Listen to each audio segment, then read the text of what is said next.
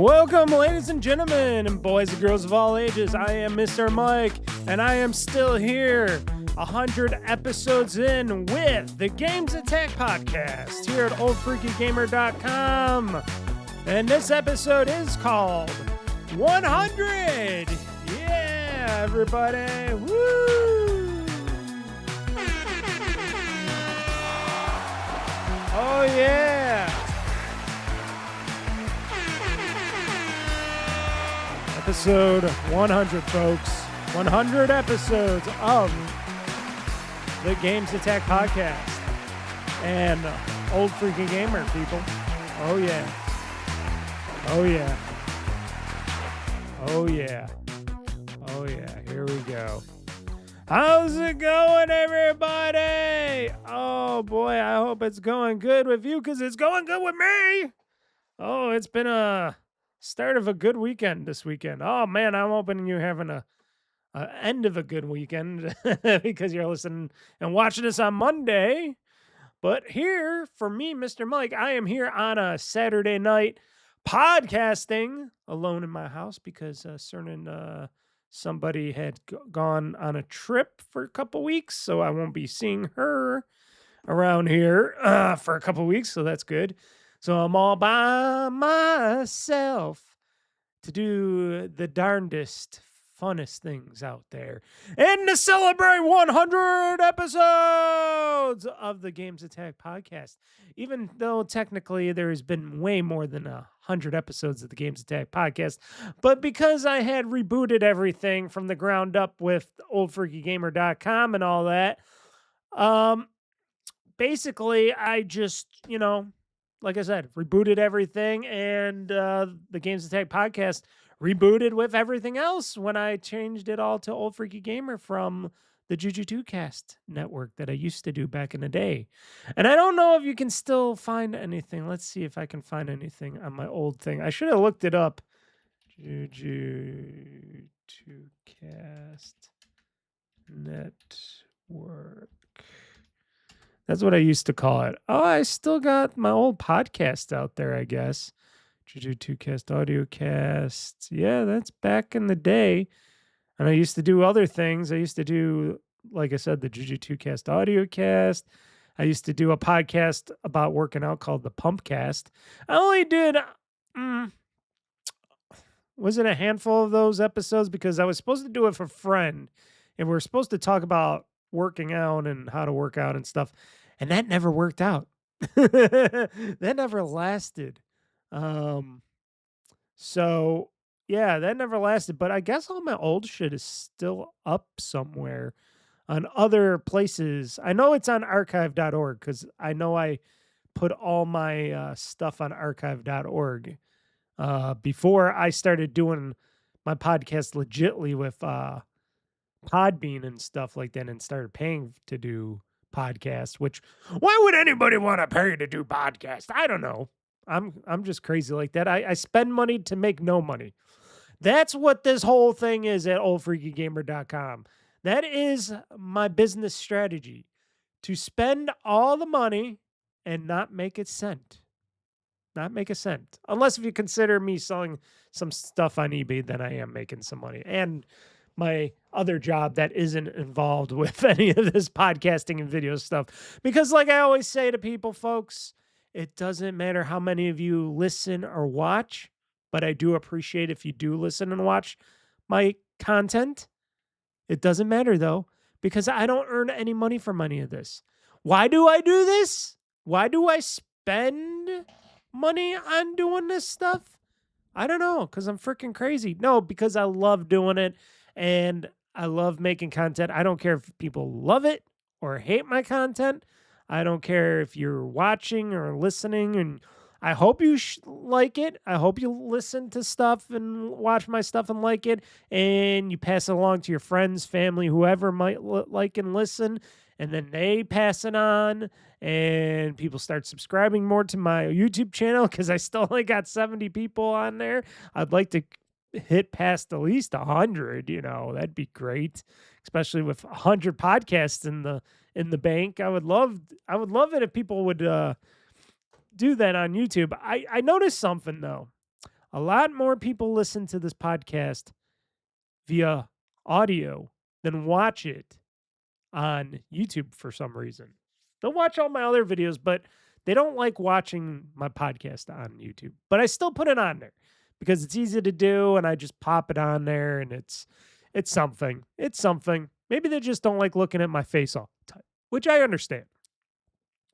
So I was going into the Old Freaky Gamer archives because it's been 3 years because we're in 2026 now. Apparently, I established OldFreakyGamer.com back in June of 9th of 2024. This was still when I think the end of E3, right? This was the end of E3. This is when we found out E3 was gone or going away, gone, and then it would be the game showcases and whatever Jeff Keighley's summer of gaming is and all that stuff started taking over that stuff. And then basically instead of having big shows and presentations from everybody would put out a video, a showcase video. Instead of conferences, it was all showcase videos now, and it's all pre-production. It's all, made up to show us a great, a great advertisement and stuff like that. So a lot of things have changed, and this is since 2024. And when I established this, I said to myself, you know what, Mr. Mike, you gotta do a whole new thing. You gotta just do gaming and gaming only. Get rid of all the other bullshit. So I got rid of all the old fake website. It wasn't fake. It was on. What was it on? It was on. I'm trying to think of it. Juju2cast.com. Juju2cast Network was on Google's Blogger. I'm looking at it down here on my list here. It was on a Blogger. It was a Blogger website back in the day. And I had to do a lot of jumping through hoops. I had to do a lot of extra stuff just to get this funky little website made on Blogger, which you can do. You can make a pretty decent Blogger site. And I think you still can do that today, and it's free and all that, but it took a lot of effort and work. And then I said to myself, you know what, Mr. Mike, you're making some more money at work. You got some extra income that you just want to dump down the garbage chute into down the drain and all that. Yeah, so I said, hey, why don't I start paying for everything? That's a great idea. And I never said to myself one bit, and I know this because you hear about this from other podcasters and video makers and website content creators out there. You can't just think that you're going to be making money off of this stuff. And I never did. I said, I'm just going to do this as a hobby because I do it all the time. I want to talk about video games. I want to play video games. I want to show video game videos and content, talk about the industry, talk about all that stuff. It doesn't matter how many other people do that, how many influencers, how many big, what should I say, other content people are doing it out there. You got your Nextlanders, Giant Bombs, Kind of Funnies. What else is there out there? GameSpots, do they still do stuff like that with with podcasts? I think they do. IGNs, Cheap Ass Gamers, Rebel FM, they kind of do stuff. Rebel FM and Cheap Ass Gamer are not really. They do podcasts more sparingly nowadays. Even though they do pay for their own stuff and do all that stuff, that they're more sparing. And a lot of times they don't even talk about video games. At least one of them doesn't. So it's been a long time since the early 1UP days when we used to watch all this stuff, in the early Giant Bomb days when Giant Bomb wasn't as woke as it is now, or as left wing writing as it is now. And a lot of people are just doing these podcasts and talking about games and not worrying about the rest of the world and the rest of society and stuff at a large.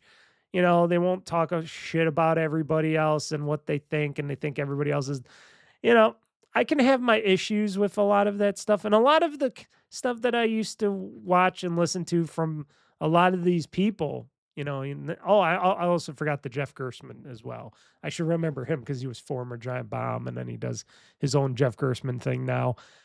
A lot of the time, a lot of these people that I used to listen to and watch regularly, religiously and stuff, nowadays I do sparingly because a lot of their opinions, a lot of their stuff has changed. They might tell you differently. They might be like, "Oh, we're the same people as we always been."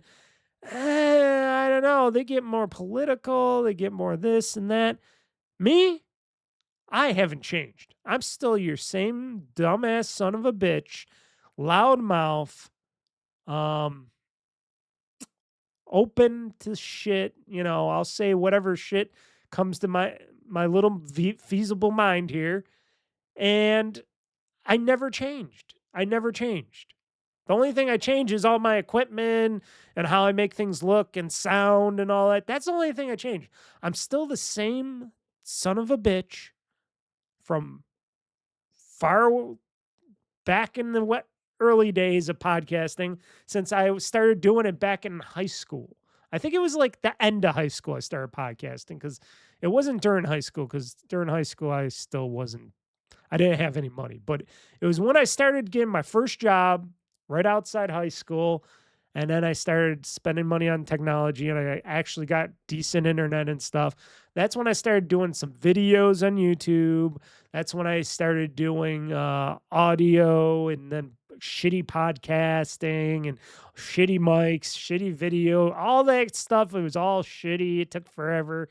It was a hassle back in the day. And I was still the same stupid son of a bitch that I am now. And like I said, I'm probably the only one that hasn't changed. And you can say all you can say. If you followed me from before to now, I'm still this guy. I'm a lot older. I'm a lot wiser. I look a little bit better.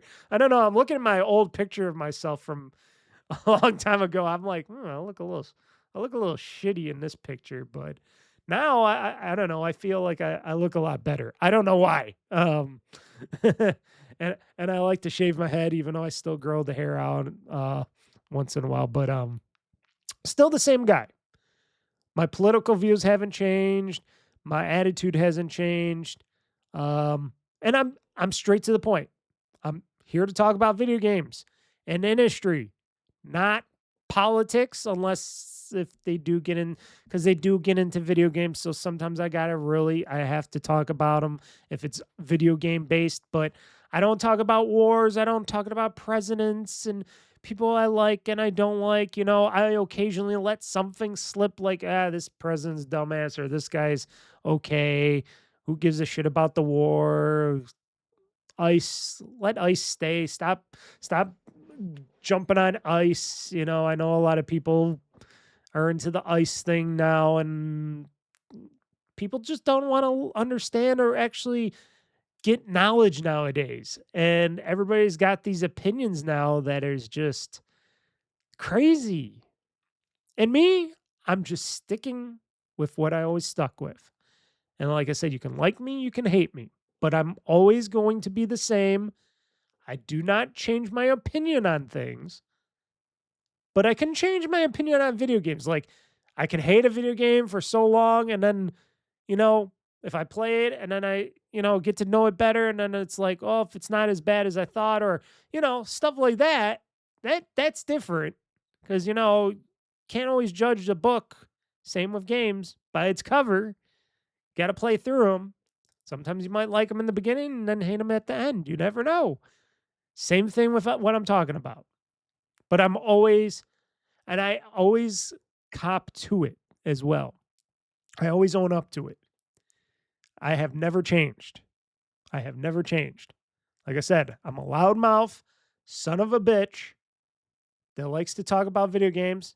This is all my hobby. Like I said, I don't care if there's 1 million people that watch me and listen to me, or 0 people that watch and listen to me. Now, it sucks if there's 0 people watching and listening, but, I still going to show my content. I'm still going to make my audio podcast, till the day I die. That is my pledge to each and every one of you. If you chip in some money or not, because I do have my Mr. Mike's chip jar, I will answer to that. And then I also still sell stuff on eBay, but trust me, I'm gonna. This is like bad advertisement, but yeah, because shipping has been going up like crazy out there right now because of gas prices and all that other horse shit.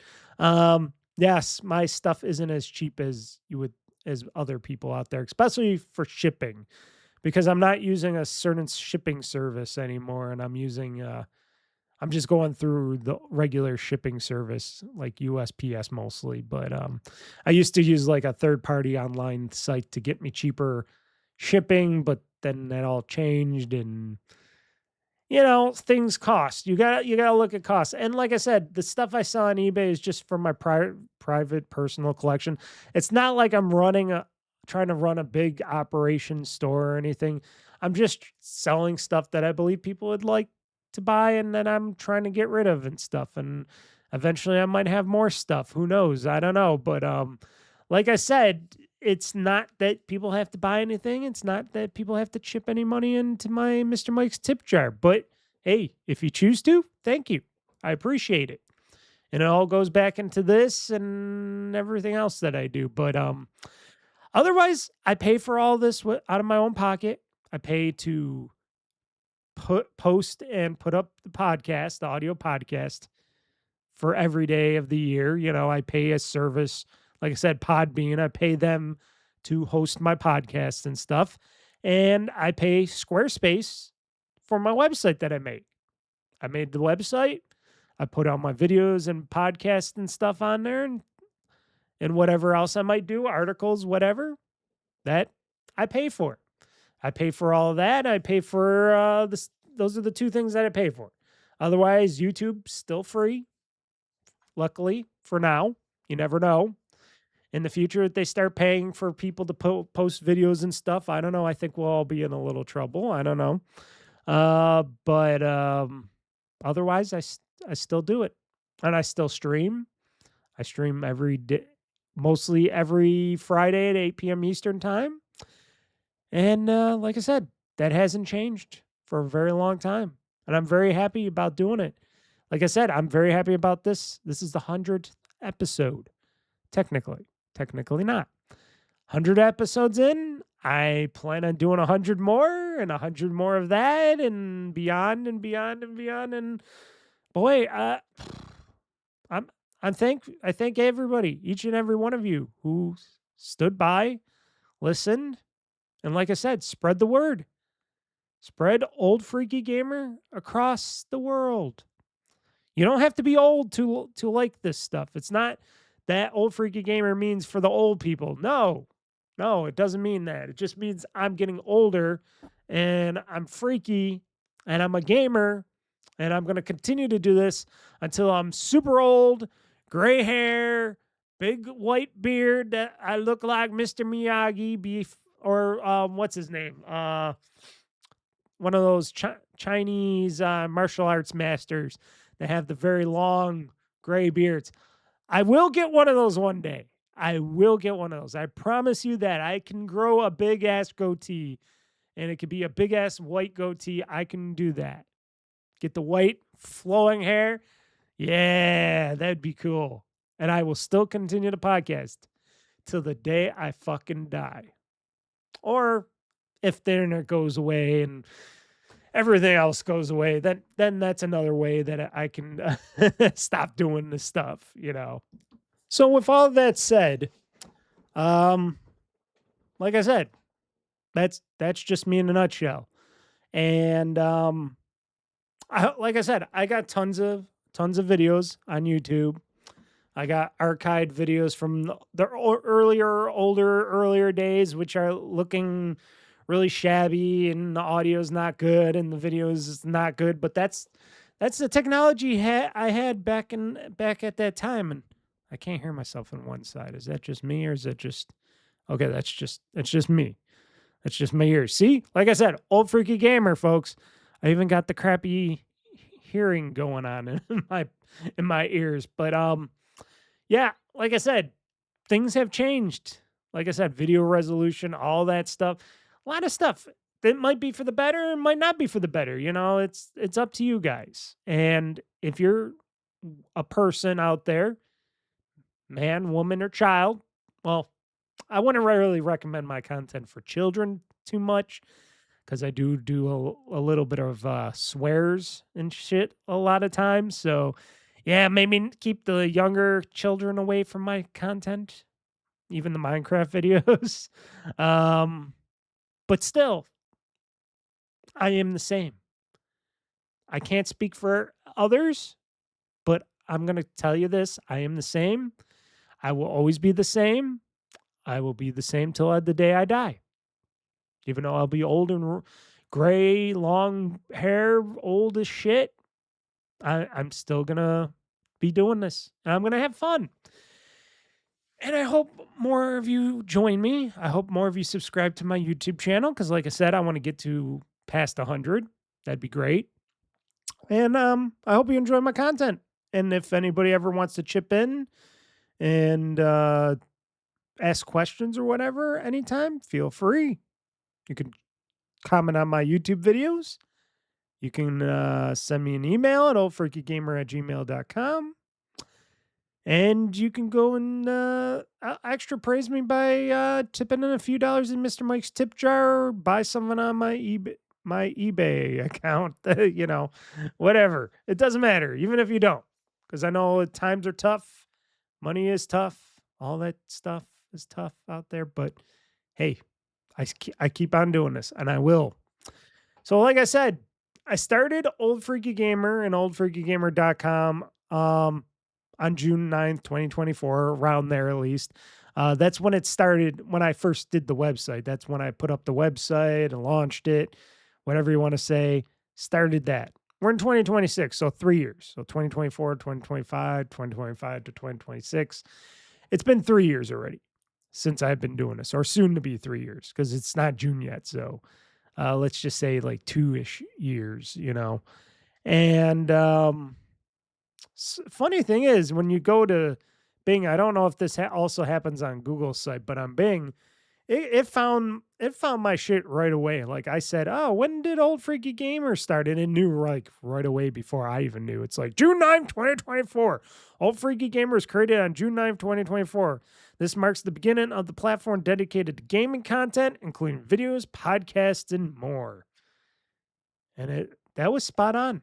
Good job, Bing. And then it found my original article when I started on June 9, 2024. And I'm going to read this to you guys. And hopefully I'll remember this and I'll come back to this down the road. But a new era here at OldFreakyGamer.com. Mr. Mike here. If you know me or not, I am the founder creator of OldFreakyGamer.com, or Old Freaky Gamer, which formerly was known as Juju2Cast. Juju2Cast in the past was a site for anything and everything, but mostly was for my gaming videos, reviews, and podcasts. Then I ultimately decided to just create a website for all of that is video games, which is my true passion, and not writing, as you can tell, LOL, because I don't like to write things, but I do on occasion. So Old Freaky Gamer was born, which is a site that contains all of the gaming videos, podcasts, and maybe some articles, also including my weekly live streams. It's been almost basically a year now since I created my gaming focus website, Old Freaky Gamer. So I did this the year after, or almost a year after. Okay, I get it now. And have been having a blast creating content for all to see, for all my expense, at my expense, which I pay for everything, just to enjoy what I can call a lifelong hobby. And yes, hobbies sometimes cost money. This one costs a lot more money. But because I can currently afford to do it, I currently do it. In recent days before this post, I have been having major issues with Google and my website being up. Of course, Google's fault for changing shit behind the scenes. Oh yeah, this is when Blogger was crashing and not working with my web hosting and stuff like that. Causing my Blogger site to be active. Yes, my fault for using Blogger, which is free to use to build a cheap, easy site, but I knew it wasn't going to last and that I would need to build a new big boy professional website someday, which a lot of people say, not everybody has to build a website, but I'm like, why not? If you can do it, you can afford it, why not? And I got to definitely say, for somebody like me that's not a big website builder kind of guy, I know some stuff. I can do some little HTML stuff and this and that, but Squarespace makes it very easy. And I know a lot of people do like other things like, oh, what was that other place? And I even tried it and I did not like it. It was not Feedburner. I forgot the name of it. Oh, what was it called? See, this is because I haven't even used it. I hear nothing from other people about it anymore. But oh, what was it called? Oh shit.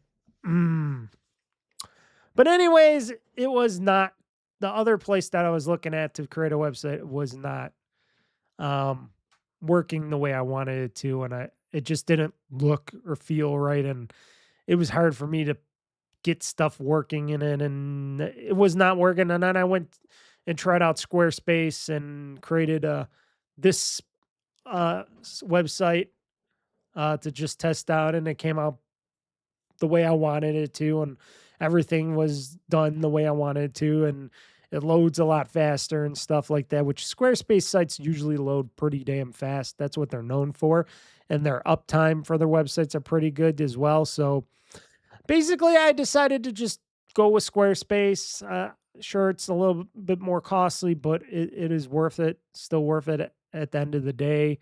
And that's what I did. So continuing to read on. So, well, that day has come and I have decided to basically start from scratch again and build this brand new state of the freaking art website in my personal speedy time of a part of a day. The site will be the new home for all ongoing content as I close the old. But don't worry, nothing will be lost due to most of my content being hosted via YouTube and Podbean anyway. And typing in OldFreakyGamer.com will now send you to the new to this new site that I made with Squarespace due to its ease of learning and how to use. Yep. And mostly now others charge the same for website hosting. Anyways, yes, I said the same thing on that. I'll have more to tell. We have our 1-year anniversary celebration as soon as blah, blah, blah, blah. Okay. And that was just the rest of the stuff. And this was back, when did I do this? When was this? May 26th? I think it had to be last year or something, right? I don't know. I forgot. It just says May 26th here. So it could have been earlier or later. But anyways, it's been 3 years. It's been 3 years. 100 episodes of this podcast right now. And yeah, having a blast. And like I said, did a lot of stuff in the past, learned from my stuff from the past. Now I feel, besides me talking and rambling and stuff, I find myself more seasoned to, of speaking my mind, talking about the industry as a whole, even though I've never been a part of the industry. Now, note, folks, I'm just a hobbyist outside of the industry, but I learn. I read articles, I listen to other people talking about it, and I learn directly from the industry on what the industry is and what goes on in the industry. And, and all these other people, sure, they've been in the industry. They're so-called professionals in the gaming industry. And, they've been doing gaming websites for many, many years, even past my date of years and stuff. And they've been doing this stuff for a long time. But I can honestly say, even though I have never went to an E3 or a PAX or anything else, and I never been to anything outside of my home, I can at least say, hey, at least I've been studying and researching, and I've been always fascinated about gaming and how games are made and content and who creates what's going on, and so on and so on. Even though I'm on the outside looking in, sort of, I'm still doing my research and all that, and I'm still talking about what I think, which I would think you people would like to listen to people that are truly gamers. I'm not an influencer. I try not to say I try not to influence anybody. If you like what I'm saying or what you're hearing what I'm saying or watching what I'm doing and stuff like that, and you like my content and stuff and you like what I got to say, then sure, fine. Follow, listen, follow the Mr. Mike down the path of righteousness. But like I said, I don't consider myself an influencer in any way. I just do this for fun, my personal fun that I like to enjoy and bring joy to others. And like I said, try to talk about the industry in a gamer's point of view, not an industry or the so-called professional industry of journalism and whatever they like to consider themselves, which basically they're just people on somewhat on the outside. And sure, they got all their connections. Sure, they get free games and stuff. I pay for my fucking games. Unless if it's on Game Pass, I pay for my fucking games. So whenever games I show off or I buy to play or whatever, or get on Game Pass, which I still pay for, that I'm going to tell you the fucking truth about them. My truth, which is the truth on what I feel and think. And I'm not promoting it. I'm not saying, oh, I don't want to piss off a certain industry or game maker or something like that, a publisher or something like that. No. If like Grand Theft Auto 6, when that comes out and I play it and it sucks to high heaven, if that thing blows, oh, I will fucking tell you about it. I will tell you that GTA 6 blows at major chunks and that this years of pushing it back will just fucked it up even more. I will tell you that. I got no bias on anything or anybody. I'm not gonna pray, even though I loved all the Grand Theft Autos that they ever so-called made from the beginning. Well, from GTA 3, let's just say, not the beginning. The top-down ones, I'm not too big on. I know a lot of people are, but I'm not. But when they went 3D and they did all the Grand Theft Autos, then I love them all. I loved all those. I love all the Red Deads, Red Dead Redemptions and stuff like that, which are 2. Red Dead Redemption, Red Dead Redemption 2. I can tell you from Rockstar, I hate Bully. I hate that game. I don't like it. It's a shitty game. I don't like playing it, so I don't. That is my personal thing. I know a lot of people love Bully. Now, I could tell you other games that I hated, like Aliens Colonial Marines. That was a very bad game. I wanted it to be a good game, but back in the day, Gearbox and what's his name, Randy Pitchford, fucked that game up. And till this day, I say, Randy Pitchford, you fucking suck because you fucking wrecked a good franchise game that could have been really good with Aliens Colonial Marines, and you fucked that all up. Even though you make some good Borderlands games, and that depends on the people that play them, but still, I have no quarrels on that. And then there's a lot of other games that people really love to play that are like, oh, this is a great game, and I look at them, I'm like, nah. Like people talk about Marathon, and I got no bias over Bungie. They used to be the Halo developers before they split ways, and then they made that Anthem. No, not Anthem. I already forgot the name of that game. Oh, what's it called? It's the other Halo ripoff. It's basically a Halo ripoff. I don't care what people say. They kind of created Halo, but without Master Chief and Cortana and everything. And it's still like a Halo, like a spread out universe of Halo, and it's still everything that they do. Even Marathon looks Halo-esque in a way. Like it's got some Halo-esque elements in that game. And it looks very boring. It looks so boring when I watch other people play it all the time. And I'm looking at it, I'm like, this game still looks so boring. And I don't like it. And that's my personal opinion on that. And I got no bias towards anybody. Like I said, if Bungie made a decent game that wasn't the same game over and over again, or same types of games over and over again, and them, you know, not working with stuff like that, fine. But I can say that about any publisher. You know, Ubisoft made a lot of bad games. They made a lot of bad Assassin's Creed games, and then they make some good Assassin's Creed games, you know, like Odyssey and Shadows, which I'm playing now. What else? I don't like any of those old school Final Fantasy games. They all suck. They're all too much text and writing and, you know, pixels and stuff. I like the 3D all acted / looks like a movie type of Final Fantasies. Those are awesome.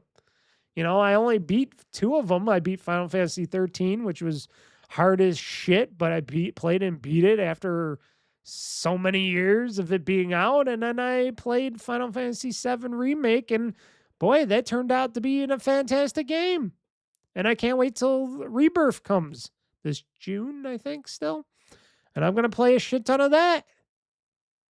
You know, I'm going to play that until I beat that one. And boy, now I'm into some Final Fantasy shit. Next, I'm waiting for, what's that game? What's that game? It's that Dungeons and Dragons game. Oh, what's it called? Oh, I'm trying to think. Hear that? That's me pretending to hit my head against the mic. What's that called? Shit. I know you all know what it's called. I forgot what it's called, but it's that Dungeons and Dragons game that came out, what was it, last year or something? It was pretty good. And you roll the dice, and I was looking at it, I'm like, I don't know about this. I'm waiting for that game to go down at least to $20 or less. Right now it's still like 50 plus. I'm waiting for that to go down like $20 or something, and then I'll pick it up and play that and see if I can like that. Other games that I never really cared for too much, but then I started getting really big into, like all the Persona games. You know, I beat Persona 5 Royale, and now I'm playing Persona 4 Golden again, and I'm getting closer and closer to the end. It's a very long fucking game. Some of it is boring as shit because they like to drag out stuff sometimes, and you got to find certain things to do certain things, but I'm getting there, and it's pretty fun, and I watch the animes, and I like the animes.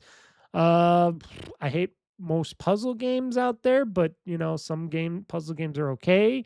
I can't stand, what are those games? I'm trying to think. What is that kind of a genre game? I'm trying to think in my head, which my brain, of course,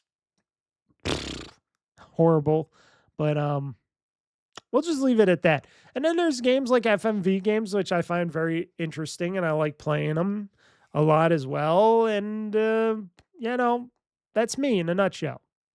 And that's what you're going to get from me. Whatever I like, whatever I feel like I want to pay for, or if it's on Game Pass, I want to try it out. That's what you get from me. And like I said, recently I don't have a Switch 2 because I'm waiting for the next Switch Lite or Switch OLED version to come out with more games and stuff. And then I'll start playing Switch 2 games and stuff like that, and maybe doing some Switch 2 videos and stuff like that again. You'll never see me go and jump to PlayStation. At least not for the longest time. You're not going to see me ever buy a PlayStation because, frankly, I am done with Sony and PlayStation. I think that they treat their customers like garbage, even though everybody says the PlayStation is the best machine they ever owned and stuff, and everybody plays their games and shows their games off of a PlayStation and all. And I look at them like, looks just like my Xbox game. It looks just like my PC game. I don't see no fucking difference between them, but I guess people do. But to me, it still looks like the fucking same game that I could play on my Xbox or PC and not spend extra money on that. And not that the Xboxes are cheap nowadays, but at least I I have a Series X. So it's been mostly Series X or PC games, and I'll do the occasional. I'll pop out maybe a Switch game or something, and I'm still thinking about popping out my PlayStation 3 and playing some PlayStation 3 games on here, which I might do. I could hook up my PS3 and put it over here or something, plug it in, and we could do some PlayStation 3 gaming and stuff like that. I do have a few games that I like to play, like Infamous. I want to go back and play Infamous again. I never beat Infamous, I don't think, but I always loved playing it because it was always interesting. And I always wish Sony would bring that fucking series back. I wish they would bring the original God of War series back, which they're kind of doing if they're doing the remakes, even though I'll never play them because they're done doing PC ports of their first party games again. And it's like, oh, we're just going to do these as exclusives to our console and platform because we feel like it's degrading our platform. And it's like, well, fuck you, Sony, make more good games. Then you don't have to cry about it. But I guess not. I don't know. I just do not like where Sony's heading. I think they're going down a bad path. I think they got a bad ideas and a bad path, and they're not giving you the games that you deserve as PlayStation gamers. And I'm surprised you take it and you let them shove those high price tags down your throat. I know Microsoft hasn't been too good lately, or even Nintendo, but shit. At least Microsoft and Xbox is bringing you the games. Where is Sony with these games? I haven't seen any games. Now, not all the games are great from the Xbox side, but at least they're games. And, Nintendo has some games. And then on PC, you always get tons of games. Doesn't matter because you could get them from Steam, Xbox for PC, or any other storefront. And then you see all these games popping up. But on the PlayStation, I never see any games that just makes me go, oh, I want to get a PlayStation for this. No. Even Wolverine, I'm just like, they should put it out everywhere. Seriously, they should put that Wolverine, whatever it's costing them, they should put it out on PC, Xbox, whatever, just to make the money back. And I don't know how long it's going to take to get Sony and PlayStation to figure that shit out. Maybe when Microsoft brings out the Helix console, maybe that might be all over for Sony. Maybe that might change the tides of the gaming war, depending on how pricing and everything else goes in the world. But maybe that might change people and go, oh, Sony's still not doing anything. And they're still giving us the same crap. And Microsoft, at least over at the Xbox side, is giving us the games and doing all that stuff. And you could get a console from them and be able to play both your console and PC games on that sucker. So you got the best of both worlds there. You don't have to spend extra money on a separate PC to play PC games and stuff like that. And you can play your Xbox games. That seems like a logical choice right there, folks. It seems very logical. And I know that whole Xbox Anywhere scheme didn't work out, and they basically killed that as Asha Sharma came in there and killed that as the new leader of Xbox. But still, Xbox Play Anywhere is still something that I still kind of understand and respect. I could play my Xbox on my console. I could play Xbox here on this big PC. I could play Xbox on my handheld, on my Xbox Rogue Ally X. I could play Xbox on my phone. I could play Xbox on my tablet. I can play basically anywhere too, as long as I got a good Wi-Fi signal and good internet. So technically, I got an Xbox Anywhere. I can play my games anywhere I have my controller or whatever. So my bias still with Xbox and Microsoft, even though they haven't been doing a very good job lately, and that's all because they've been floating towards that AI bullshit for a while, and hopefully that will change, hopefully. Fingers crossed. And then you got the hardware and all that, and everybody's talking about new consoles and stuff like that. And I don't know. I think it's still too early to get new consoles, and I think both Sony and Microsoft should hold off as long as possible to start talking and putting out new machines. As long as We got hardware shortages and prices are up and all that. It if they put out these machines, they're not going to sell that well, especially if they're going to be over $1,000 for these machines. No fucking way. Not in this economy. Not in this world, people. It seems arbitrary when we got perfectly good hardware right now that could play all these games with great ease. Now, you don't need 4K 120 plus hertz for every fucking game, people. You don't need ray tracing for every fucking game, or else get a fucking PC that does ray tracing. But goddamn, it's remarkable to me that people are still, I want better graphics. I want better this lighting and fog and this and that. You know what I fucking want, people? I want great games that interest me to playing them with great storylines and great campaigns and great open worlds and things that make my imagination go good. I don't give a fuck on what they look like. If they look decent enough, I will play the fucking games. They don't have to be picture perfect, to the exact thing and it drives me nuts that people just want more and more and more, but yet they don't want to pay for more and more and more. And then they complain about games becoming, $70 or plus or this or that plus. And it's like, you can't have both. You can't have both, folks. And people hate it when people like me say that, but you can't have both. You either got to pay the piper to get that or not. And that's why I feel like these, hearing about all this, future console stuff, this is kind of coming out, or they're going to do this in the future console. I'm like, just fucking wait. You've got plenty of years left for these consoles. They can last. They can still provide, and also put games on PC more and then make extra money back. But shit, don't fucking make a brand new console because you think that's going to get the people in when they're over $1,000 for these consoles in the future and nobody's going to be buying them. And then both Sony and Xbox are going to be in the same boat. Doesn't matter if it's a PlayStation either. I bet Sony will still sink and nobody will buy it, or at least not that many people will buy PlayStation 6s and stuff if the price tag is over $1,000, So I don't know what everybody's thinking, but for me, I'll stick with what I got. I got a great PC, works kick ass on most of my games. Got a great Xbox Series X. Got a great portable gaming unit called the Xbox ROG Ally X. Been loving the ROG Ally since Asus put the first ROG Ally out back in the day. I'm happy. I'm a happy gamer. I'm happy that I got tons of games on these platforms. And there's always sales going on, like Microsoft/Xbox still has their spring sale going on. They got the spring sale still going on. I don't know for how long. It might be over by the time you hear this, but it might be. I don't know. I forgot when it was going to end. Maybe it was the 11th or something. So it could be. It could be today. Could be the last day.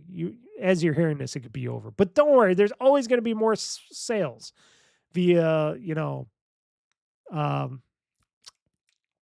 via Steam or Xbox. And they had tons of sales going on. And I bought a ton of games from my Xbox for PC and stuff like that. I buy a ton of games because if they're on sale, I'm going to get them. It's just simple as that. So, let's see here. I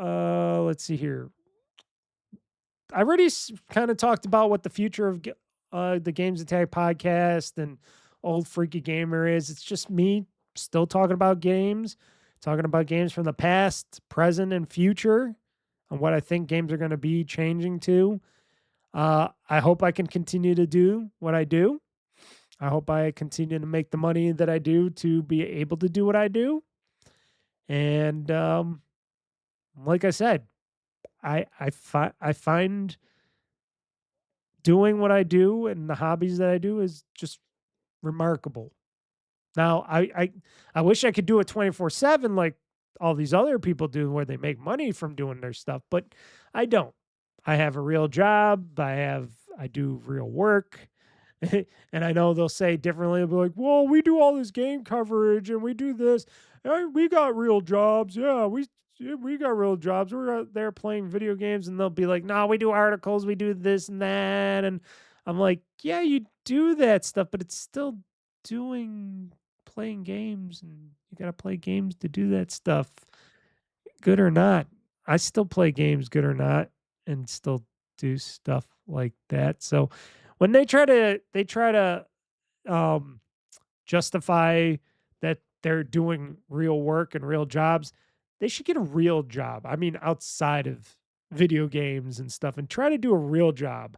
I bet most of them would never make it. And a lot of times I hear them on podcasts and they talk about their past jobs and stuff and that they never made like a week or so, and some of them jumping out of freaking windows of fast food joints and getting fired from every job that they ever got and stuff. And I'm like, wow, this is why you do what you do, because you guys just can't handle real life, and you can't accept that you can't handle real life and real jobs out there, and you can't be in the real world with stuff. And that's why they do what they do and they talk about what they talk about. And they're like, "Ah, yeah, our fans and followers." I'm like, but what happens when everybody else is strapped for cash and stuff, and everybody starts dwindling down because they can't afford to be buying subscriptions for stuff anymore, and paying for this and that, and buying all your t-shirts and all that, and supporting everybody on whatchamacallit, on what's that called? Patreon and stuff. Or what happens if Patreon goes away? Or like I said, if what happens if YouTube does something and they don't let people post videos anymore? A lot of shit can happen, and things could get worse, and things could. But like I said, as long as I can post videos online, as long as I could continue to do this podcast, I will be here. I will be here. I don't have no quota. I don't have, you know, to make a paycheck here. I make paychecks from other places. If I, like I said, if I get a tip from my tip jar, or somebody buys something from my eBay website, hey, that's great. That's money in the bank. And that money goes right back to stuff and doing what I love to do. And you know what? I thank for that, but it's not putting bread on my table. I put my own bread on my table. And a lot of people that talk about how hard it is and how long day it is and blah, blah, blah. Oh my God, they don't know shit. And I'm trying not to complain about people, but like I said, folks, if you're listening to me, you're getting what you're getting. This is who I am. This is what you're getting. And this is what you'll get all the way till my death in the future. Hopefully, a long time in the future, because I'd like to live very long, and I'd like to get a beard that goes all the way down to the floor and all gray haired. I'm not going to start the gray hair, the long hair and beard thing until after I'm actually officially retired, folks. So you're going to be waiting a little while before I start doing that. I still got another at least 10 years till I pre-retire, because I'm going to have a pre-retirement. And then if everything goes according to plan and everything's good, then another 10 plus years or something, or whatever it's going to be. Then I'll retire, and then I can start growing the long Fu Manchus and stuff like that. And I'll still be talking about video games and stuff. So I'm going to have fun. And like I said, hopefully another 100 episodes in the future if nothing goes on or happens. And hopefully we can talk about this stuff at episode 200. You know, when we get to episode 200, I'll be talking more shit and having fun. So that's what I got to do. This is a celebration for that. This is my celebration for all that. Let's see here. Yeah, but I am hoping, what I hope and wish for the future, not just for the GamezAttack Podcast and OldFreakyGamer, I always hope for a future of a brightness, or at least better brightness. I know the gaming industry right now is in tethered and shattered and in shambles, and a lot of them are trying to course correct, and a lot of them are not, or failing to do so. And then there's a lot of passionate people and indies that are making some great games out there, because I do play indie games as well. And I just hope that the future is bright in the gaming market and that we just don't get the same old games over and over again from the same old stuff, and just people start creating stuff. People start expanding their horizons a bit more. And I got the franchises that I like and I'll play them over and over again, but I'm also hoping for some new stuff and new ways to play games and stuff. And I hope the future is bright for gaming. Doesn't matter if it's on PC, Xbox, PlayStation, Switch 2, whatever. I hope it's bright, and I hope it gets better for people out there, because like I said, I am so glad I never decided to try to even a little bit try to become a game developer, because you guys got the hardest jobs out there and you get no credit, and most of you get fucking fired because most of the industry just is fired, and times are fucking tough everywhere. And I would hate to be one of you guys that, has to deal with that. And kind of breaks my heart that all these great people are out of jobs because it's always management, fucks up, and the industry can't handle fuck ups anymore. And people get laid off left and right now because money is tight everywhere. And it sucks. Purely sucks. You know what I should have did? I should have bought a cake for myself. I forgot to buy a cake. I got cookies here. So they're just they're not quite, but they're almost as good as a cake. But I do got Famous Amos cookies here, so I can celebrate by eating some Famous Amos cookies after the podcast, because I don't want to eat them during a podcast because it's crunching and talking is not a good thing for podcasts. But I hope the future gets brighter for games out there and gamers as well. I hope you guys will be able to afford to game again and be able to buy new hardware, either it be a console or PC. I'm more stating around the PC thing because I think people should learn about the PC more, but that's my bias as well, and I admit it, but still, that's where I would hope people are heading towards, because it's great to have a PC and be able to do great stuff on it. But I'm looking forward to more gaming for hundreds and thousands more episodes. Let's see here. Why don't we get into the games that I have played in the past week? It's not many, but hey, I've been busy. Like I said, it was getting nicer out.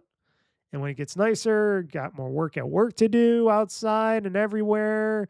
And we had new equipment installed. I had to be there to help it get installed and everything else. And then around the house, I've been doing more stuff. So when I do get a chance to game, I've been playing the same old. And plus, I've been, after I finished and beat Final Fantasy VII Remake, I've been like hunkering down a little bit and playing the same games that I've been playing, because I want to continue to beat like these games that I've been playing over and over again. So I want to beat more of these games and then move on to other games. And it's not going to always happen, because there are going to be some games that I go outside to play more of, which I'll talk about in the near future. But as of right now, I've been trying to play more of these games and it's, got a big back catalog. I got it. Like I always say, I got a big giant back catalog of games, and I keep adding to that back catalog of games with more games that I get for really cheap on digital sales and stuff. So yeah. So here's the games that I played in the past week. The games that have been played in the past week. So everybody, here are the games that I've played in the past week for this episode 100. So a game that I've gone back to that I haven't played for many, many months, that I still like today, that I've put on as a GameOn special episode this past Friday. So if you haven't watched it, I got back into playing some American Truck Simulator that I've been playing it's the Steam. I think it's only on Steam, this game, right? So I've been playing American Truck Simulator, and I put up a nice multi-hour episode past Friday. And I got to tell you, I still love American Truck Simulator. And now that I purchased a lot more of the DLC when it was on sale. All the DLC was on sale, but I only purchased a handful of the DLC that was on sale, and I got some discounts from. And I'm like, yeah. But there was some times in playing American Truck Simulator that I'm like, wow, I really suck at backing up trailers and stuff. But you can watch all that on American Truck Simulator that I've been on the Friday's GameOn special, because I had to take a certain somebody to the airport Saturday morning around 3 a.m. ish, 3:30. I think it was 3:30 a.m. I had to take him to the airport at like a little past 3 a.m. in the morning. So that is why I did not do any live streaming that night on Friday night, because I would not be able to wake up to take the certain somebody to the airport. And I really wanted her to go on the airport and go on a plane and get the fuck out of here for a while. Besides that, been having a lot of fun with it, and I'm going to have more fun with it because I'm going to be playing more of American Truck Simulator. I'm probably going to do it on a Let's Play. I got some other Let's Play stuff that I want to do as well. I do have like some other gaming that I'm going to be doing as well, but back in American Truck Simulator, and I play with an Xbox controller. I don't play with a steering wheel like certain Alex does on a certain Nextlander. I wish I did, but I don't. I didn't buy a steering wheel. I was always looking at them. I was looking at Amazon for them. I'm like, I could buy this steering wheel, but I don't got a fucking place to put it. I could put it right here, but I don't know. It works just fine with a gaming controller, and that's how I'm going to play it. I bet doing the steering wheel and stuff would be really cool, but then I gotta buy a setup and I gotta hook up the steering wheel to it, and it's like, oh, do I really want to? Do I really want to? I do really want to, but I'm just like, it cannot justify it. I cannot. Even if I get one of those cheap steering wheels, which they have the cheap steering wheel kit as well, is like $100, or it was like under $100, and I'm like, oh, I could get that. I could play American Truck Simulator with a real steering wheel, but then I'm like, no, Mr. Mike, don't do it. Don't do it. It's just money down the drain. You could use just a gaming controller and it works just as well. So as of still right now, I am just using a gaming gaming controller to play American Truck Simulator, which is probably really biased against like I said, a certain Alex out there would probably think biasedly against that. And yeah, I'm like, whatever. As long as I'm having fun driving and playing the game, that's me. But check it out. It's fun driving trucks. I do not know why, but it's fun driving trucks down these virtual roads in these virtual cities and towns and states and stuff like that are all basically mapped out similarly to what our states are. So you do see a lot of the landmarks, you do see a lot of this stuff, but it's not as long as actually driving from point A to point B.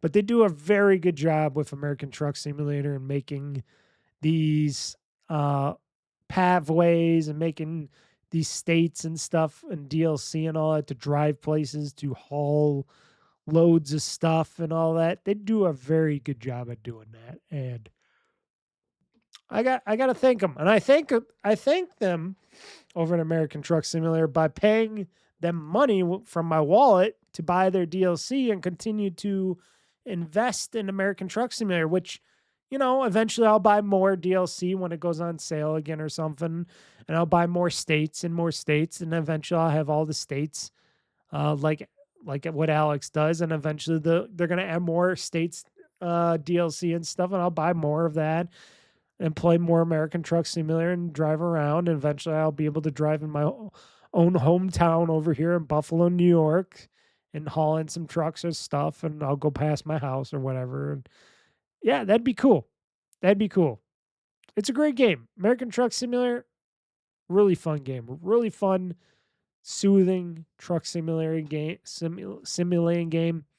And playing my own music makes it a whole lot better.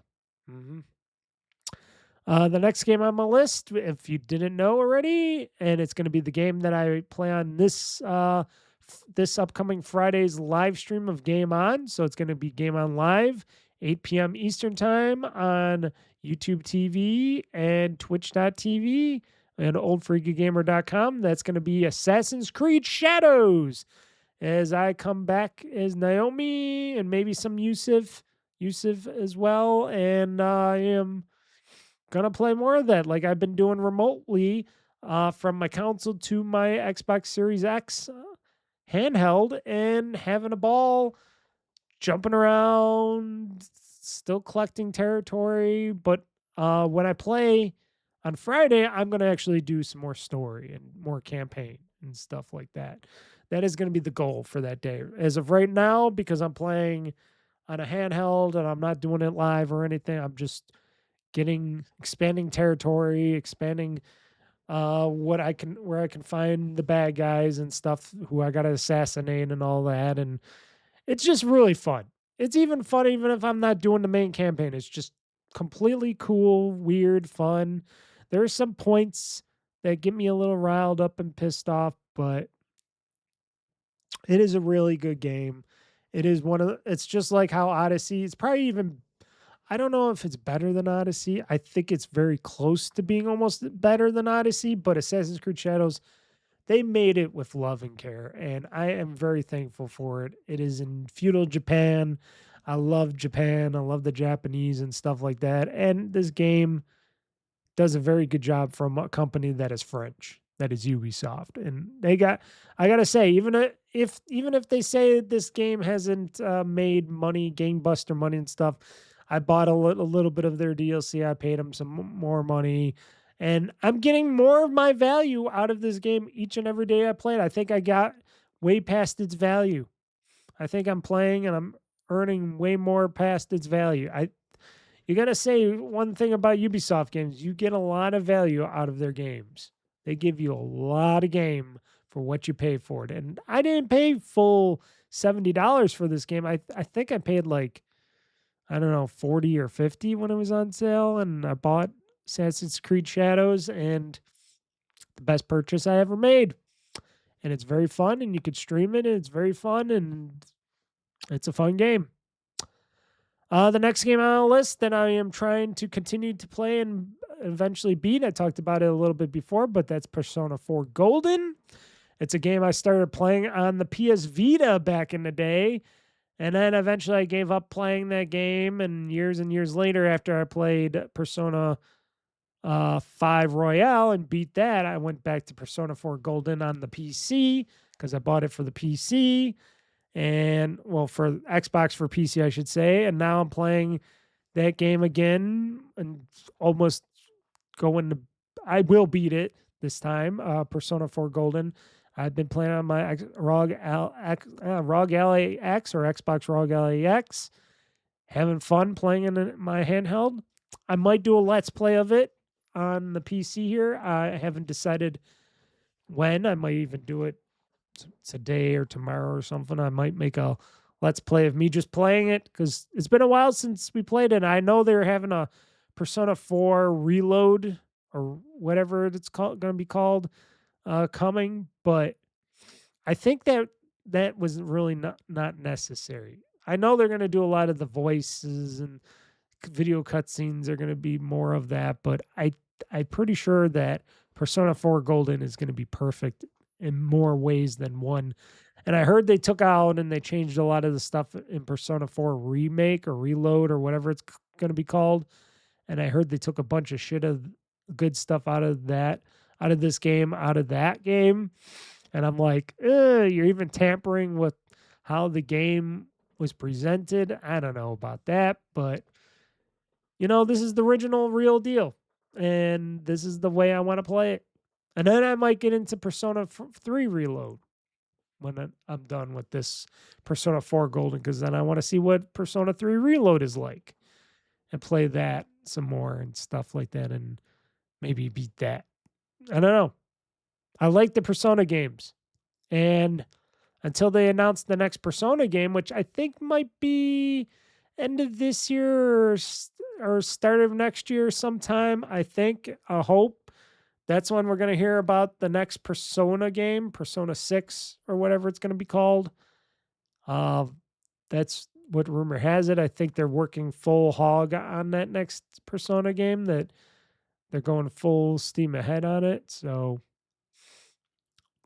possibilities. And the final game that I've been playing, that I've been having still a ball with, which everybody else likes to play, or at least most people like to play, PowerWash Simulator 2. Been playing it on the PC and the Xbox Raw Galley X. I don't know why I didn't put the Xbox Raw Galley X here, but I could do that now. I could go slash ROG LIX. There we go. Just enjoying the PowerWash stuff. Now, a lot of people don't get that, and they don't get me on that. They're like, why do you like doing work? You do work already. Why do you want to do more work in a video game? Like my ex, she'll go, oh, this game looks so stupid. Why do you play a game about something that you already do in real life? Why do you want to power wash more when you do power washing in your job sometimes? And I'm like, because it's fun and I'm not getting wet, and power washing stuff is very fun and soothing. I don't know. Because I'm crazy.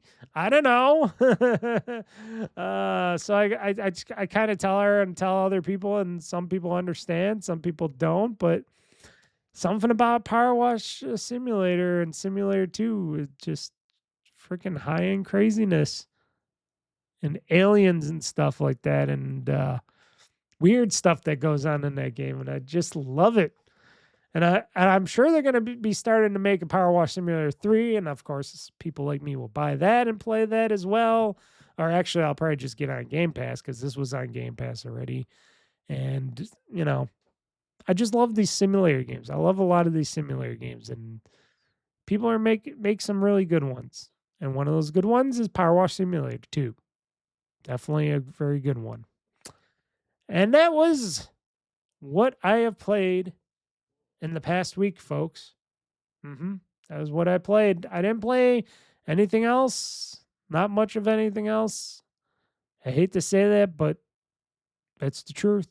I haven't played much of anything else because, boy, oh boy, it's been a week. So why don't we finish up this podcast and talk some video game news, shall we? I think we shall. Locked and loaded, ready for the fight. Game Talk Newz, gonna set the stage alight. Mr. Mike's got the scoop, he ain't holding back. Dropping bombs on the gaming industry track. Hear the thunder, feel the roar. Game Talk Newz, gonna settle the score. From E3 to PAX, they got it all. The highs and lows, ready to brawl.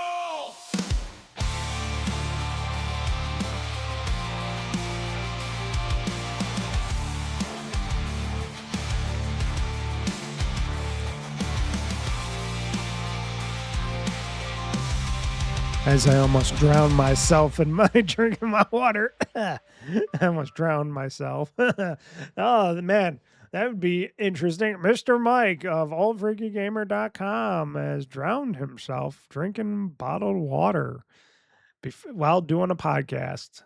Wah, wah, wah. Oh, so why don't we kick it off? We got a handful of news stories here. First of which, Sony PlayStation. PlayStation quietly confirms an end of an era. PlayStation Studios has been busy during the PS5 generation. They've tried a lot of big swings from PC publishing to live service pushes, and not everything has worked out. Well, we can agree to disagree on why that didn't work out, but okay. Now, it is reported that even more changes are coming. Sadly, this is a sweeping shift that fans probably will not like, PlayStation's PC era has come to an end. I talked about this before, folks. There are a few final games that are coming. Based on a report, multiple studios have removed all references to PC ports of theirs from their official materials, including their websites. This comes at a pivotal time when Sony is reportedly cutting their PC publishing strategy, starting with not moving forward with Ghost of Yotoi PC port. For now, it seems like one of the biggest Sony published games of the past few years will be stuck exclusively on the PlayStation 5, despite the fact that its predecessor, Ghost of Tsushima, is on PC. Based on the report, multiple studios have removed all references to PC ports from their official materials, including their websites, blah, blah, blah, blah. But you never know. They could always come back. They can always change the way they put out games, especially when Microsoft is doing their Xbox PC hybrid and everybody else is doing something interesting and different. Maybe this whole thing where they're trying to do this, Sony exclusives again on the consoles, you can only play on PlayStation. That might not continue to work out for them, especially if the machine's more expensive and blah, blah, blah, and they're facing some higher productivity costs and stuff like Marvel's Wolverine, which won't be making its way to PC, which that's sad. That's pretty sad for Sony. It's sad for us gamers, but it's going to be more sad for Sony because they're not going to get my money. Because if they would have put it out for PC, or even better yet, Xbox or something, if they would have put out a port of that, I would pay them $70 for that game.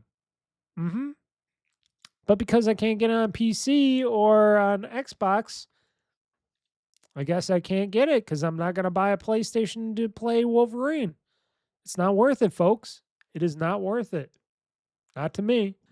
So Sony, I don't know about your whole, we are going to go back to Xbox or PlayStation exclusives, but the whole exclusivity wars has ended. And notice a lot of people are putting their games on everything because it's tougher times and all that, and tougher strategy, unless if you're a Nintendo, which makes their stuff all first party, because why not? Because they print money over there, because they're the Apple of the video game industry. You know, they own gaming, if you like it or not. But still, Sony's still stuck in their ways, or they're going back to their old ways, and I don't know if them not adapting to the future is going to help them out much. Like I said, I personally will never buy another PlayStation. I don't see myself anytime in the future buying a new PlayStation. Now, for that new Xbox Helix, that PC console hybrid, originally I said, nah, I'm not going to buy another Xbox, but then I'm thinking about this thing and I'm like, I could do this or I could do that. And I'm like, ooh, that could be really good with this Helix and stuff in the future with PC gaming and stuff. Because I was thinking of the possibilities of what the Helix could bring me. I'm like, well, you never know. Maybe I might buy another Xbox console for the future. I don't know. It sounds more interesting every time I hear some new stuff about what this Helix could or might do and all that stuff. And I'm like, a lot better than what Sony's doing for their people and not providing enough games for their first party. And it's like I said, you can love them or hate them.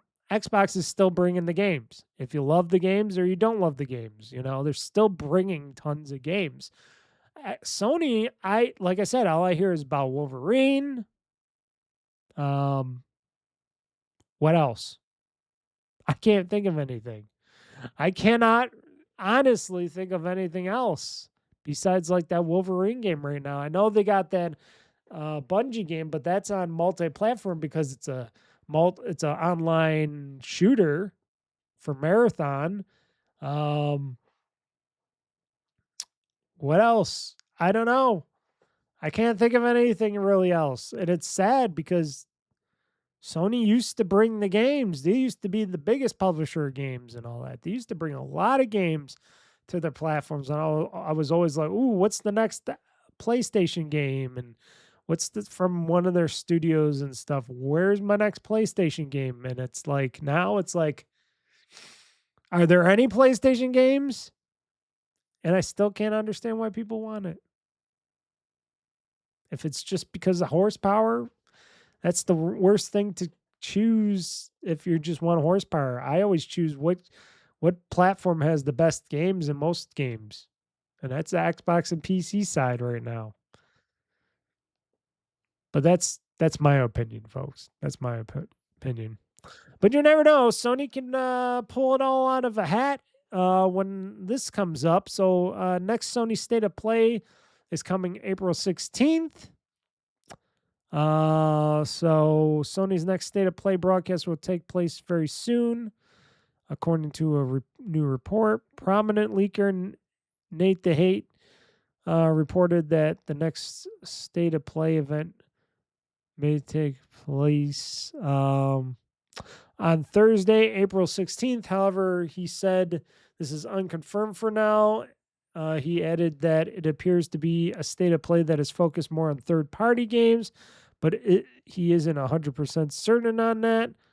April 16th is also the day that Ubisoft will reportedly finally officially announce the recently confirmed Assassin's Creed, what is this, 4 Black Flag or 5 IV? Trying to think here. But Nate the Hate stated he doesn't know if it is connected to the rumored State of Play, blah, blah, blah, blah, blah. Let's see here. People aren't, I guess they're also saying here that don't expect any God of War trilogy remake, anything talked about that or whatever.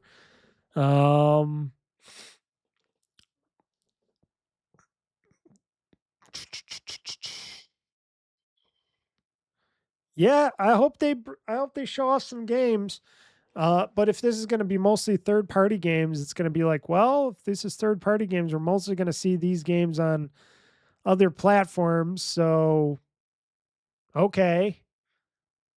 And these might be games that already came out. Okay. Yeah,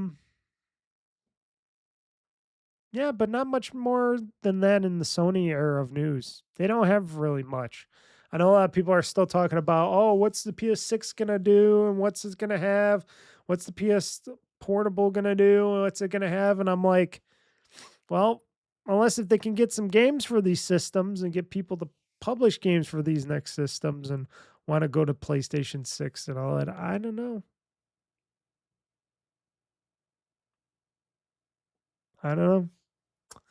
I have no idea on what might go on with that stuff, but that's why I look elsewhere. That's why I'm more open to where I play my games nowadays.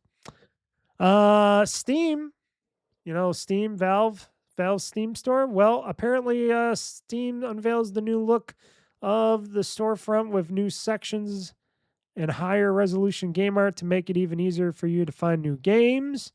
I recently had this booted up. I didn't notice too much of a difference, but I do say that I do see better art, game art on these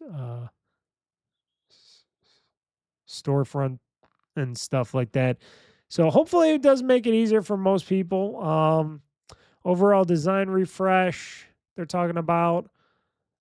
Featured and recommended. There's now more detailed information highlighting the reason a game is being recommended to you, plus a user review roundup when hovering over a game's content arm. Option to disable micro trailer hovers and animated marketing assets can be disabled in store settings for users with motion sensitivity. Okay. Discounts and events now uses larger game artwork. Okay. Updated discovery queue, a quicker way to browse titles in your discovery queue without leaving the page. Better hover states, a short description is presented along with other relevant information.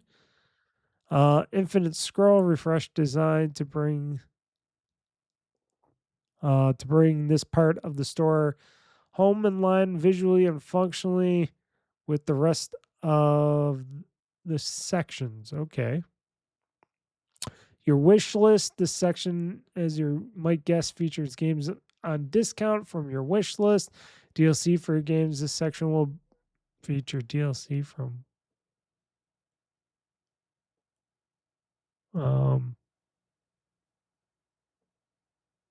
yeah.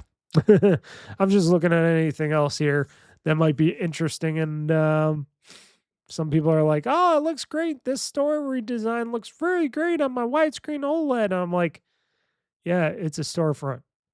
You just go look up to buy games and stuff there. That's all.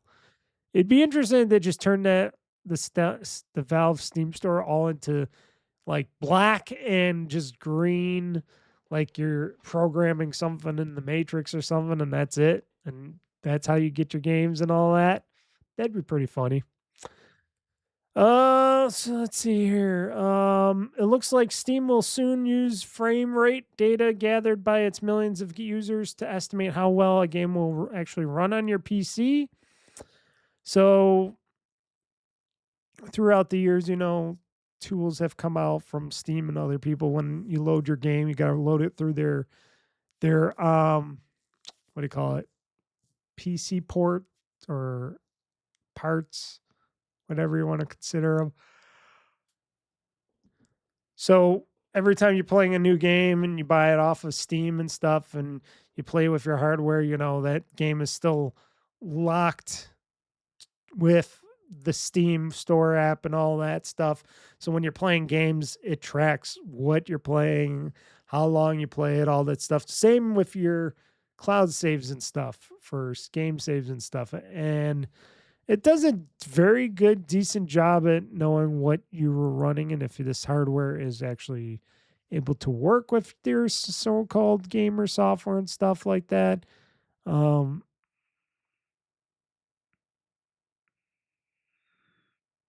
Yeah, a lot of stuff. I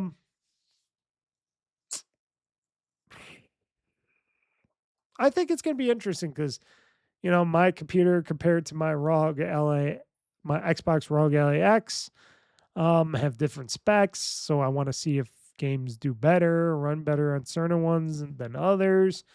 And instead of me doing my own benchmarking and stuff, I actually think this could help people by knowing, could this game run on your machine good or bad? It will help or not help. There's a lot of factors to that, and Steam was okay with that. They're getting better. Also, I noticed, this is kind of the thing that is kind of done on the Xbox PC store side of things, where they tell you if this game is compatible with this or not, or mostly compatible, or if it works or it doesn't work, and et cetera, et cetera, et cetera. And I've been pretty happy with that. Okay, next up, because I'm getting a little tired here, and I know this is podcast 100 and everything, but I wanted to make it a quicker show as well for all of you guys out there. Xbox Game Pass, April of 2026 Wave Lineup 1. A lot of this stuff has come out already because it is, as I'm recording this, April the 11th. So a lot of the stuff will be out already.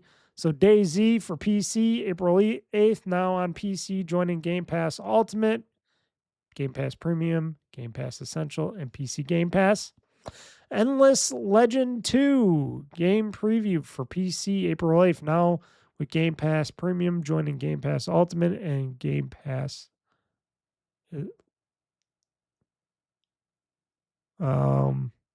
Let's see here. What's the next game on this list? FBC Firebreak for Cloud, Xbox Series X and S, and PC. April 8th, now with Game Pass Premium, joining Game Pass Ultimate and Game Pass PC. A lot of these games have been out already, but just on certain tiers of Game Pass, of course. Planet Coaster 2. This was out before, or was it the first Planet Coaster? Cloud, Xbox Series X, X, handheld and PC, or Xbox Series X and S and PC. April 9th, Game Pass Ultimate.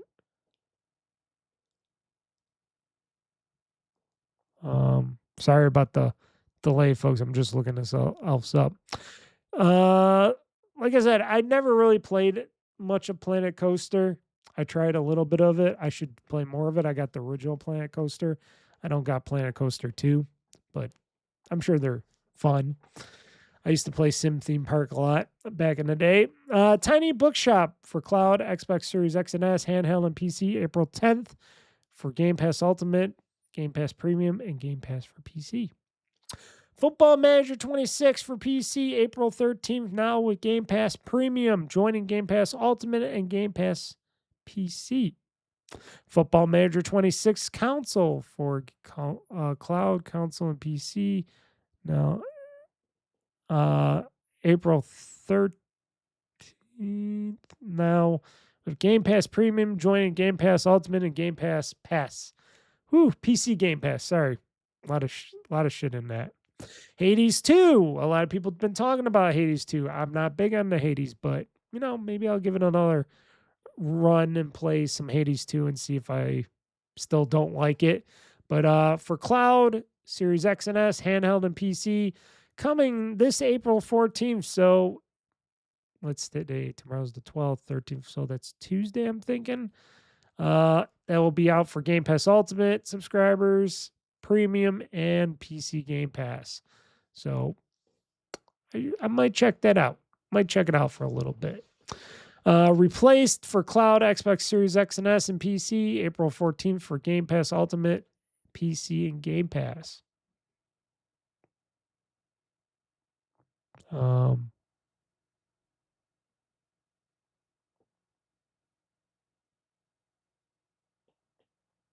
Let's see here. Sorry again.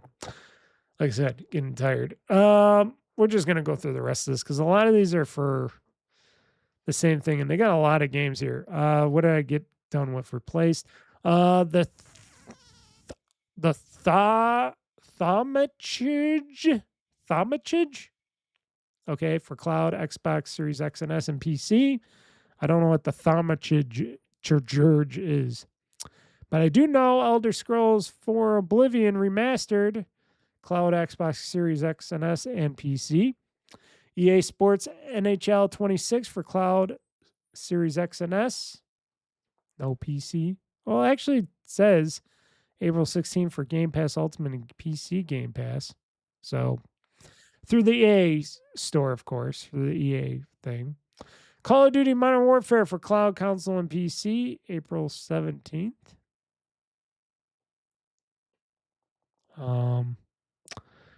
Let's see here. Little Rocket Lab for Cloud, Console, and PC, April 21st. Now with Game Pass Premium, joining Game Pass Ultimate and PC. SOPA, Tale of the Stolen Potato. That's interesting. Cloud, Console, Handheld, and PC, April 21st. Vampire Crawlers, another game that I was like, okay, I'm not too big on this. I do love Vampire Survivors, but I was like, Vampire Crawlers, yeah, they could have did more. They could have did a little bit better. They could have did something different, but shit. Gotta try it out. Excuse me. Like I said, getting a little tired here. But Vampire Crawlers, a lot of people seem to like it, so why not? It's going to be on Game Pass for Cloud, Xbox Series X and S, handheld, and PC. So everything on April 21st. If you have Xbox Game Pass Ultimate and PC Game Pass, so no Essential or Premium, folks. So, and I have Game Pass Ultimate, and I have PC Game Pass, so yay! Try it out. And the final game on this list, which was shown in their first party games presentation before, Kiln. The little fight and break pottery game. So Kiln for cloud, Xbox Series X and S, handheld, and PC. It's coming out April 23rd for Game Pass Ultimate and PC Game Pass. And that is what do you call it? My bad. That's a Double Fine game for that one for Kiln. And it looked pretty cool. And I said to myself, well, I want to try that game out, even if it does big or not. Because you could build your battle bot pot and you put it out there after you decorate it and do all the stuff with it.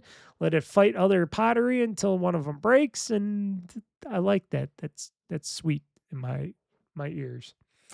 Amazon Luna will no longer allow owners to buy games access game stores or third-party subscriptions starting already.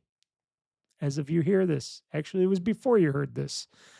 So Amazon, they've been always a stickler in the gaming market. They either do good and they want to get into gaming, and then they drop off of gaming because they never have any real ambitions.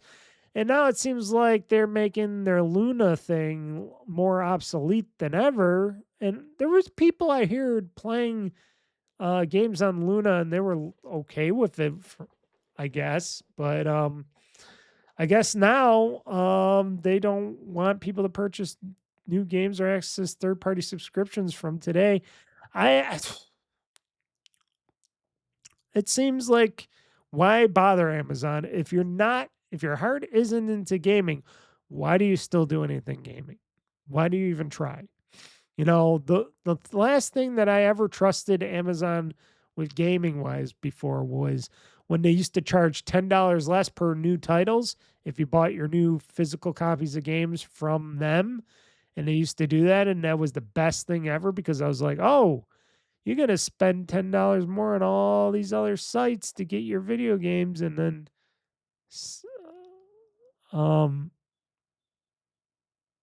at Amazon, they decided, no, we'll take the hit for the $10 of each game, and we'll charge $10 less so people come to our site and buy more games and products and stuff, and that was great. Best Buy did it, but you had to pay into their program a little bit to get the $10 discount on new games and stuff. And I was like, huh, interesting. I liked the notion back in the day, and then they got rid of it, and then I was like, okay, whatever.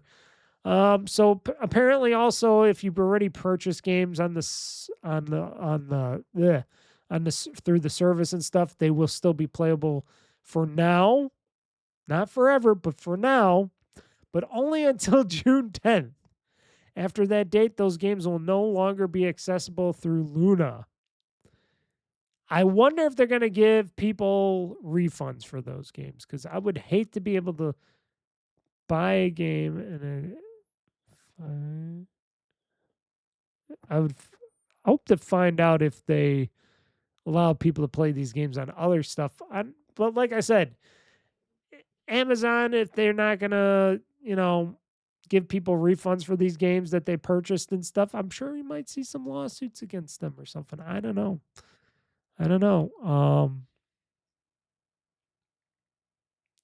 So why is Amazon doing this? It says here in this article, the Megacorp has told customers that it was evolving Luna's offering as it has heard from user feedback that it should prioritize easy access to games, except presumably the greatest games you might have bought a la carte with Amazon. Let's see here. What Amazon really means here is that it is recentering Luna on its content available as part of its Prime subscription, which is said where we're focusing our future. We're doubling down on a broad range of gaming experiences. Amazon continued, including strong third-party titles, delivering in ways that make great games more accessible, as well as new and unique gaming experiences like Game Night. Luna customers are being offered a free Luna premium subscription, although it's unclear how long that will last. And I don't know. I think it's worthless to play anything on this, especially if you can't play these third-party games and stuff. I don't get it. If they're saying that you can play third-party games, but they're getting rid of your third-party games that you have purchased and stuff, I don't know. I think there's going to be some stickier, more litigious roads ahead for Amazon and their Luna business. This is why I always say do not buy or pay for your games on a third-party service like Amazon, because they don't really support the gamers. They support their checkbooks. They don't support the gamers. They support their checkbooks. Like everybody else, but at least everybody else tries to put their games out. James Bond game 007 First Light delayed on Nintendo Switch until later this summer, probably due to some hardware restrictions and other stuff like that. Nobody knows for sure. IO has not really stated anything, but they still, the only thing they said is they're excited to see players discovering James Bond's reimagined origin story. We're looking forward to bringing you the best gaming experience possible across all platforms. And maybe they're just doing some extra work on the Switch 2 port, because why not? And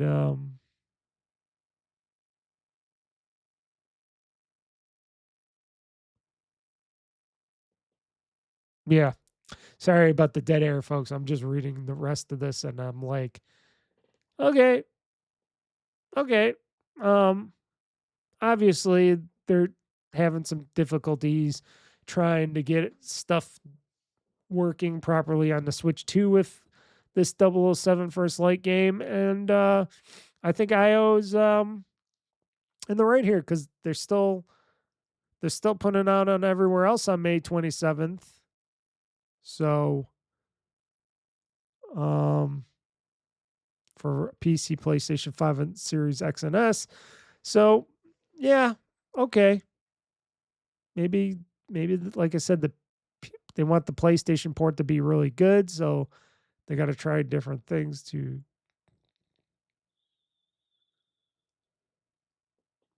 Yeah, nothing else to say here. Sucks for Switch people that want to play 007, but hey, I got a PC, I got a console, so I think that might be a better place to play. I don't know. The Switch 2 is powerful and all, but it's probably not as powerful as you would probably want it to be for other things, but that's a Nintendo thing, folks. Talking about Nintendo removing thousands of Super Mario Maker 2 levels tells fans they're advertising. Because, Nintendo, they are the Apple of the video game industry and market, and because they have no equals or anybody that can, step on their toes too much, they get in their narcissistic ways a lot, and they step on their own toes, and they like to do their whole, what is it called?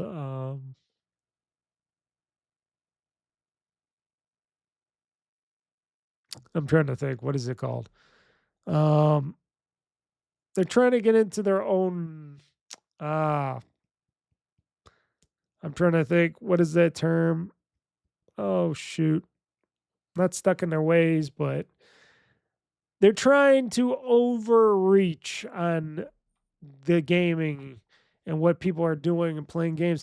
It's not like these people are doing anything to make money off this game on Super Mario Maker 2. They're just making some funny things. It's like if I put my OldFreakyGamer thing in the game and I put my logo and all that and I put it up on to be browsed later. Yeah. It really sucks. It really sucks. Unless if it was just giant penises and stuff everywhere, I don't think that Nintendo be sure removing any levels, especially because people work hard on them, and a lot of people like to show off their levels to other people. And if they want to put their names in there and do a little advertising for themselves, they should be able to. But Nintendo is Nintendo, and it's on their platform and being run on their network, so they will block that shit when they get a chance to. Really sucks, but it's Nintendo. And they haven't been really good stewards of the Super Mario Maker games lately, especially when you don't have a new Mario game coming out anytime soon. Why? I don't know why. Especially when the Switch 2 was delayed for a long time and they said they were going to take a lot longer to beat it. It doesn't seem very smart to me, and it seems like they're just killing the brand and giving people hatred over that. But it's Nintendo, so there we go. CDPR. So CD Projekt Red veteran tells developers to unionize after the epic layoffs of 1,000 employees. We can influence things. So, if you all heard my last podcast, Epic Games laid off 1,000 employees, talking about how they were losing money, even though they've been making $6 billion a year or more in a year every year. And this lady seems like she can't stretch a budget for her lifetime. For his lifetime. Sorry, I'm talking about Tim Sweeney like he was a female, but he is like a female. So yes, they did very bad budgeting over at Epic Games, and they were blaming Fortnite for not producing more people with more money and stuff and engagement. They talked to all the stuff why the money, we spent too much money on this and that and legal systems and stuff like that. It's like, it sounds like you guys don't know how to spread your money across things, and you don't know how to budget, and you're all bad at your management jobs over there at Epic Games. But you're going to blame that on Fortnite, which Fortnite was your biggest money maker next to Unreal and stuff like that.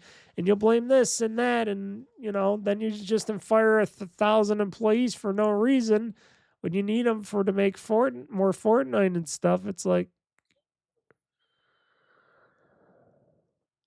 it really stupid. And like, I'm not a big union guy, but I can understand if a lot of these people in the video game industry want to unionize. And it's not like some of these unions helped them, a lot of these people before. A lot of these people still lost jobs, even with unions and stuff. And it's like, it sucks, but it's true. But I hope it goes good for people, and I hope people in the video game industry unionize up to a point and learn about unionization and what it can and cannot do. Study up on that shit, because if you put that in front of one of these companies, one of these video game publishers and stuff, they're gonna laugh you right out of a building and kick you out and fire your ass. And got to do it all together. Yeah. Sad areas, because we never before the pandemic, not even during the pandemic, it was after the pandemic. That's when we started seeing all these layoffs and stuff. And now with AI, we're just laying off people willy-nilly left and right and all it. And it's pretty sad. It's pretty pathetic. And it makes me pause for a bit and say, well, what's with this bad management everywhere? And why does everybody think, oh, if we fire all these employees, which could be valuable employees that could be help making the games better, making new games, you just fired 1,000 people, and it's like, horrible. Just really horrible. Okay, I'm getting really tired. You could tell, because I'm doing this podcast late today. Way to go, Mr. 100. I feel like I'm 100 right now because I'm so tired. Final news story, though, folks. So final news story for podcast 100. Resident Evil Requiem de novo. The good old company that locks down video games on PC and stuff like that, the de novo DRM thing. Well, apparently for Resident Evil Requiem, de novo DRM has fully been cracked, people, making it the first 2026 game to have its copy protection bypassed. Ooh. So it's getting harder every year to fully crack de novo, but it's still not impossible. And now Resident Evil Requiem has been cracked by Voices38 via the Gamer. Resident Evil Requiem has been around for about 6 weeks, and while pirates were technically able to get around the Novo DRM by running a virtual machine or hypervisor, it was risky and complicated, requiring you to completely disable Windows security and secure boot. With Voices 38's crack, though, you could just have a modified gaming. Let's see here. You just have to modify the game's .exe file, making it much safer to actually run. In the past, the Nova cracks became a lot faster, but the DRM has still been getting harder to patch out of game files. These traditional cracks are still coming, but they're much slower. With last year's Doom, the Dark Ages only getting its crack about a month ago, according to the Gamer. So I didn't even know that Doom the Dark Ages had a de novo lock or something on it. I forgot all about that, but I guess it did. But that's okay. I had had it on Game Pass anyways. Well, Resident Evil Requiem's crack came a lot closer to its launch than Doom the Dark Ages.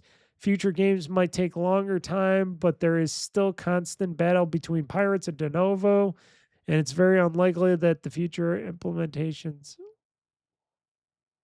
of DRM will patch out the vulnerabilities that allowed for Requiem to be cracked, maybe even making your system more unsecure along the way. That's why I don't like these cracks and hacks. I know Rockstar does that with the Rockstar launcher and stuff, and they got all their hacks and cracks and stuff that I on my little handheld PC. It sucks, but yeah, you never know. Never know what malware could get in there. Rootkits and stuff could get in there, and these so-called yeah. Let's see here. And it says here in the article, the safest and fastest way that you could play new games is still just buying the game and running it normally, even if de novo impacts game performance. If anything, maybe the DRM being cracked so quickly this time will persuade some developers to opt for less invasive and heavy copy protection methods. That's probably just wishful thinking, though. But you never know. If people can still keep easily cracking, taking out these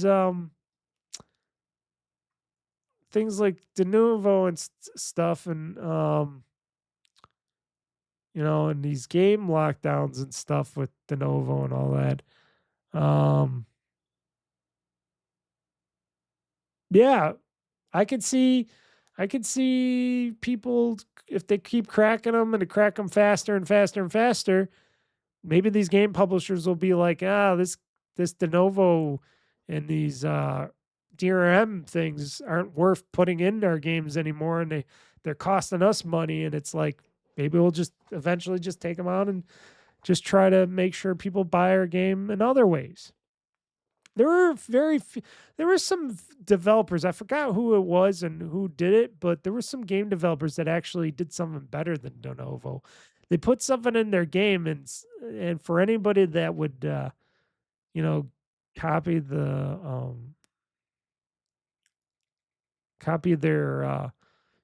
what was it? Was it their copyright protected stuff? I forgot. But before, people used to, and I'm trying to think of what I was about to say, and I lost my whole train of thought there. Oh yeah, I was talking about the game company. Oh boy, because I'm getting tired as hell. So my brain is like shutting down one piece of information at a time. So a certain game developer, I forgot who it was, made a game, one of their games, and if you got the game and you got it non-legitly or something, or you cracked it or hacked it or whatever you did, and you went to play it, a little thing would pop up and say, hey, you got to pay to play this game. You could play it for a little bit like a demo, but then it would lock the person out and they couldn't let them finish the game. And that person had to automatically, would have to automatically just pay to play it because they couldn't do anything else because they couldn't get around the little paywall that was in the game if they didn't buy it outright from a reputable retailer. And I always felt like, oh, that was a good way. And it doesn't matter what they try to do in their hacks or whatever. They couldn't hack that out because it was built into the game code and stuff like that.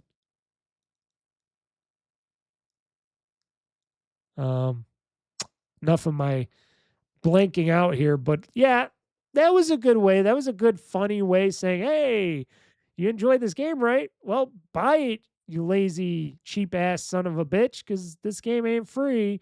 If you want to play this game, we have it locked down in our own way where, hey, you can play a little bit of this game, but in order to unlock the rest of the game and play it and enjoy it, you got to pay us, suckers. Instead of putting on tons of de novo and everything else. I felt like that was a funny way to do it. I forgot which game that was that did it. I think it was like one of the what's it called? I forgot. It's one of the stunt games. It was where you're the stunt man type of game, and you're like an agent or something. You're jumping around and doing all that. I think it was that type of game, but don't quote me on that. But that was a good way, and it was a clever way for that game studio to do that and to continue to make money and not have to worry about people complaining about de novo and getting less sales on your game. That's what I feel. You know what I feel right now? I feel like this podcast is now over because it's been, I'm falling asleep here, and that was the last piece of gaming news. Not much gaming news going on this week, folks. I was surprised. Not much was being represented or talked about or anything. And like me and gaming, it's been a little bit less this week, which was okay. It was okay. I didn't have to go sifting through hundreds of I know I said that really weird, didn't I? I didn't have to sift through hundreds of different articles to see which ones I wanted to talk about in the game's news section. So that was okay. So everybody, thank you. 100 episodes, folks. 100 episodes. Like I said, I want another 100 episodes. I want 200 episodes to get here for the GamezAttack audio podcast or GamezAttack podcast. And like I always say, subscribe to my YouTube channel. It's free. It's easy. I want to get past 100 on that as well. Listen to my podcast on all major podcast apps. You can listen to this, or you can watch this on YouTube, or you could go to OldFreakyGamer.com for all that. And coming up this week for gaming-wise, I do have a Let's Play on Wednesday. Don't know what I'm putting up on that Let's Play. And then Friday, I said I was going to go back into Assassin's Creed Shadows to play that game. So that's going to be a fun day. And that's going to be at 8 p.m. Eastern Time on YouTube and Twitch.tv. And you can go to OldFreakyGamer.com to find those channels as well as to stream on my website. So enjoy your gaming. Otherwise, I don't know. I'm still playing some other stuff that I can't talk about yet. And yeah, if the weather gets nicer and stuff, it's less time for me to really do the games and more time for me to work around the house, outside and all around. So that's what home ownership is. So everybody, until next time, folks, I am Mr. Mike. This has been the GamezAttack Podcast, episode 100. Thank you for joining me. Thank you for listening. And until next time, everybody, game on, game hard, world conquest. I'm pushing this gaming button, and this show is now game over. See ya.